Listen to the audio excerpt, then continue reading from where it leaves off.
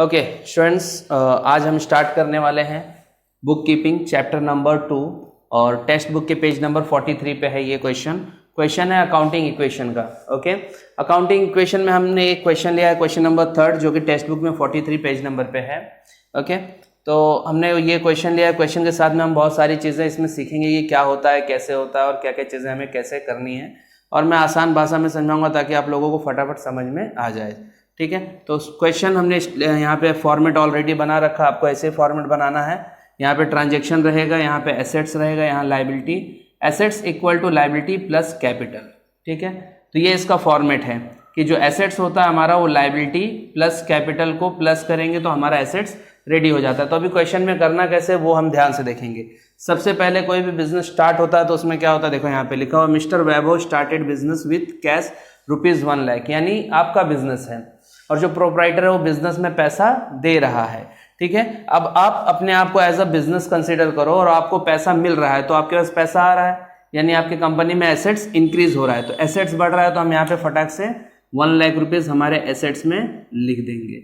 Okay, अच्छा assets हमारा बढ़ा तो इसकी वजह से क्या हमने किसी से कर्जा लिया? नहीं, प्रोप्राइटर ने अपने ही बिजनेस में इन्वेस्टमेंट किया, इसका मतलब उसका कैपिटल बढ़ा। यहाँ पे कैपिटल में भी हम 1 लाख रुपीज लिख देंगे। तो देखो ये प्लस और यहाँ पे कुछ इंक्रीमेंट नहीं हो रहा है तो 0।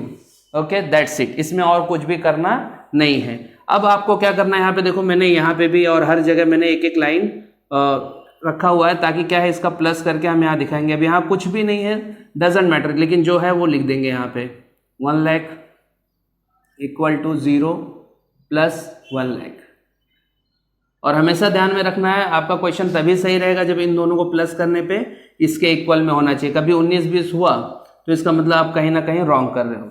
सेकेंड इक्वेशन, यहाँ पे इक्वेशन लिखा हुआ purchase goods on credit from Rita store ₹9,000।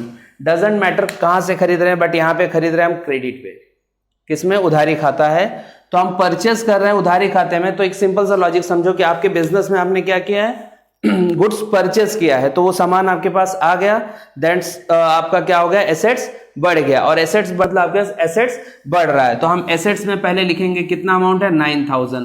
तो यहाँ पे हमने 9,000 लिखा, उसके बाद में यहाँ पे प्लस साइन लगा दिया और यहाँ पे देखो हमने 9,000 उधारी पे लेकर आया यानी क्रेडिट पे, तो हम यहाँ पे लिखेंगे, बट यहाँ पे हमने कुछ किया क्या? नहीं, 0। ओके, तो यहाँ पे देखोगे तो आपका क्या हो रहा है 9,000 और इन दोनों को प्लस करके 9,000, लेकिन अभी नहीं, अब हमें यहाँ पे टोटल करना होगा, इन दोनों को प्लस करेंगे तो यहाँ पे आएगा 1,09,000 इक्वल टू ये 9,000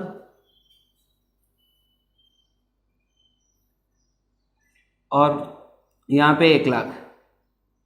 तो अब आप देखोगे 1,09,000 तो टोटल कितना हो गया, 1,09,000। अब नेक्स्ट क्वेश्चन हमें दिया है purchase laptop for office use ₹10,000। तो यहाँ पे क्या हो रहा है कि परचेज हम कर रहे हैं, लैपटॉप परचेज कर रहे हैं और ये लैपटॉप कितने का है, 10,000 का है और ये ऑफिस यूज के लिए। तो आप ये समझो, सिंपल सा आप लॉजिक लगाओ कि आपने क्या किया, अपने जेब से पैसे 10,000 रुपये उस दुकानदार को दिए होंगे, उसने आपको लैपटॉप दे दिया होगा। तो आपके पास यहाँ पे क्या कम हुआ, आपने पैसा दिया मतलब आपके जेब से एसेट्स गया और उसके बदले में आपको लैपटॉप मिल गया, यानी एक दूसरा उसकी वैल्यूएबल चीज उतनी ही आपको मिल गई। तो आपके पास 10,000 कम हुआ लेकिन 10,000 का लैपटॉप बढ़ गया, तो इसका मतलब आपका जो भी पैसा था वो इक्विवेलेंट है। इसके लिए हम एसेट्स में क्या करेंगे, पहले हमारे पास से 10,000 रुपया गया लेकिन 10,000 का ही लैपटॉप हमारे पास आ गया जो कि हमारे एसेट्स को इंक्रीज करता है। दैट्स वाई यहीं पे प्लस एंड माइनस दोनों होगा।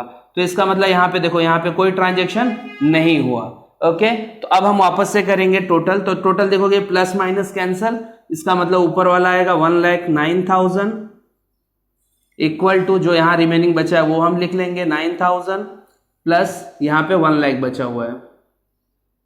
ठीक है, अब आ जाओ हम लोग फोर्थ क्वेश्चन पे आते हैं। फोर्थ क्वेश्चन है sold goods to Reema on credit, यानी इसका मतलब क्या हो रहा है, हमने किसी को पैसे दे दिए, सॉरी पैसे बोल रहा हूं, यहाँ पे गुड्स हमने सोल्ड किया उधारी पे यानी क्रेडिट पे। तो इस कंडीशन में क्या होता है, हमारे पास से पहले तो गुड्स गया। ओके, गुड्स गया तो हमारा क्या इंक्रीज हो रहा है, डेटर इंक्रीज हो रहा है। अच्छा एक चीज ध्यान में रखो, आप जो गुड्स गया उसके बदले में आपके पास पैसा आया क्या? नहीं आया। तो इसके लिए यहां देखो आपके पास से पैसा गया था, गुड्स आ गया था यानी लैपटॉप आ गया था, एसेट्स, लेकिन यहां से आपका एसेट्स तो गया, पहले एसेट्स गया तो हम लोग -12,000 लिख देंगे। एसेट्स गया, लेकिन इसके बदले में कुछ आया क्या? नहीं आया। तो हम लायबिलिटी में लिख सकते हैं क्या? नहीं।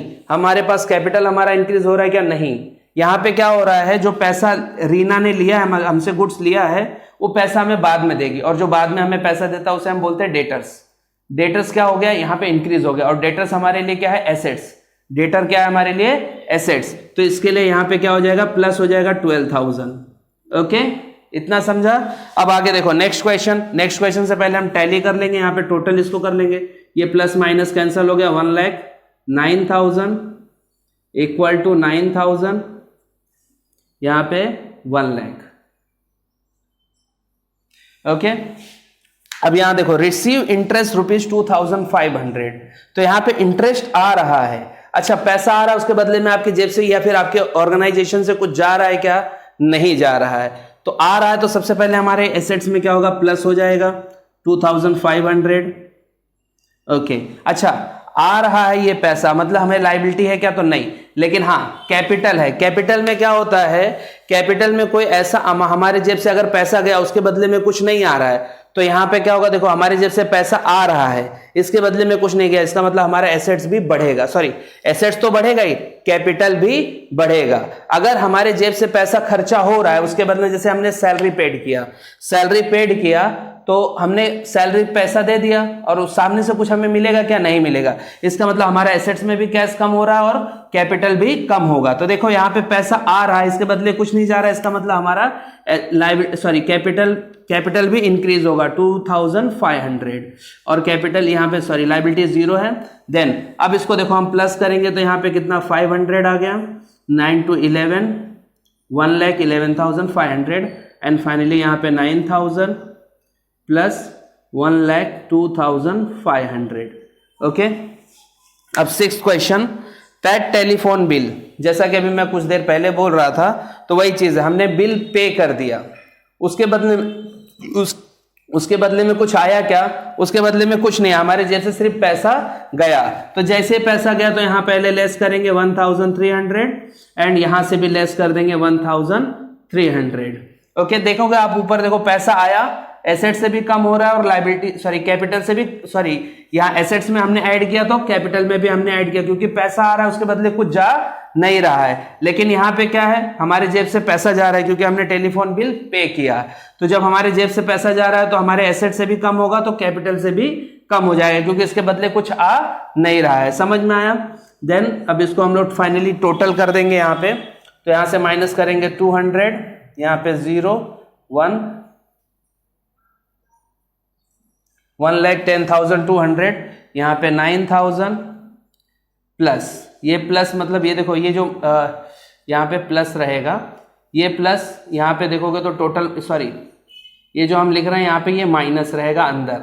ओके, माइनस हम अंदर लगाएंगे, प्लस जब हम अंदर लगाएंगे तो इस तरीके से ब्रैकेट लगा देंगे। ओके, ठीक है। यहाँ पे भी देखो, यहाँ पे भी क्या था? प्लस था। ओके, अभी यहाँ पे हम लोग इसको माइनस करेंगे, तो यहाँ पे 200, 1 यहाँ पे 1 आएगा, 0 और 1, तो 1,01,200, और ये 9,000 प्लस करेंगे तो 1,10,200 हो जाएगा ऑब्वियसली। ठीक है, ये साइन यहाँ पे प्लस का ही रहेगा। ओके, तो आई होप कि आपको ये थोड़ा बहुत समझ में आया होगा। इसके साथ में ये सेशन हम लोग खत्म करते हैं। ठीक है, thanks for watching this video. Please like, share and subscribe this channel.